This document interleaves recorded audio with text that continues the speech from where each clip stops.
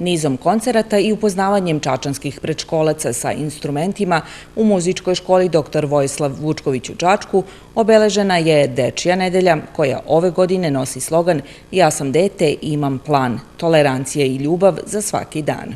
Kao i svake godine mi tradicionalno učestvujemo u obeležavanju Dečje nedelje. Juče i prekjuče smo bili mi gosti vrtićima.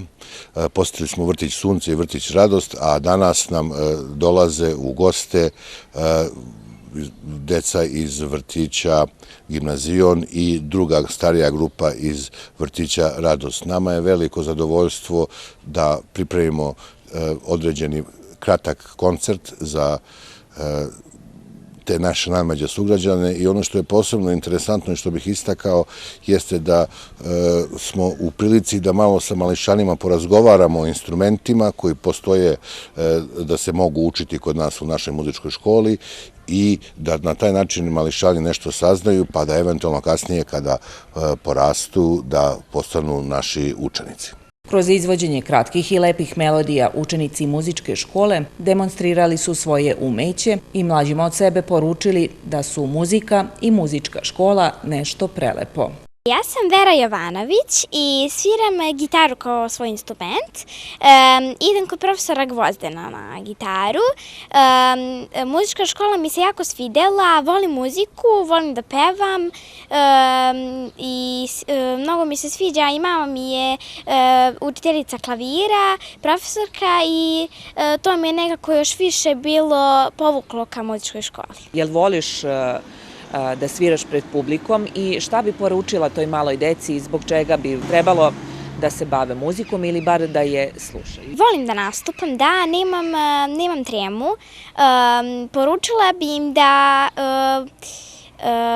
da je muzička škola jako lepa i muzika je nešto prelepo u životu i da im preporučujem da se upišu. Svaki instrument je lep i tako. Predškolci su sa svojim vaspitačicama uživali u muzici i pažljivo je slušali. Ja sam Vera, prezivam se Ružičić, idem u vrtić Neven. I mnogo mi je tako da sam ovde došla, mnogo mi se sviđa kad ovde dođem. Jel ti voliš da slušaš muziku? Da. Dobro, a jel znaš da je ove nedelje Dečija nedelja? Šta to znači?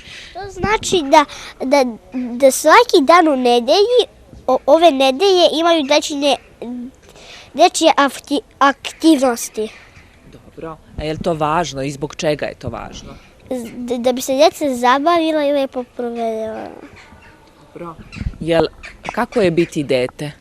Lepo. Dobro, zbog čega je lepo? U čemu sve uživaš kao dete? Pa u igri. Program povodom Dečije nedelje pripremili su nastavnici muzičke škole, a on je bio i edukativnog karaktera. Kroz njega su gosti iz predškolskih ustanova imali priliku da nauče kako se treba ponašati na koncertima. Zaista je rečeno i njima kada se aplaudira, kada se ne aplaudira, tako da mislim da od malih nogu ta znanja treba posetioci koncerta da steknu.